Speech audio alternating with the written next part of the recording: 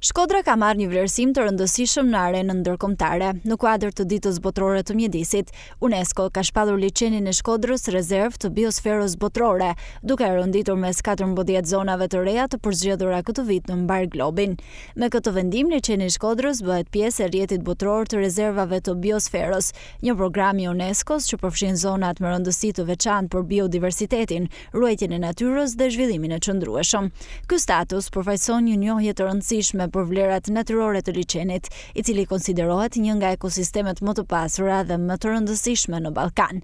UNESCO vlerëson se rezervat e biosferës janë modele ku mbrojtja e mjedisit harmonizohet me zhvillimin ekonomik dhe mirëqenien e komuniteteve që jetojnë në këtë territor.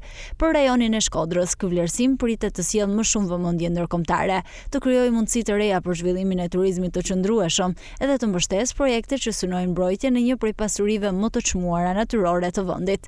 Statusi i ri e vendos liçenin e Shkodrës në të njëjtën listë me rezerva të njohura të biosferës nga vende të ndryshme të botës, duke e bërë atë një ambasador të rëndësishëm të natyrës shqiptare në skenën globale.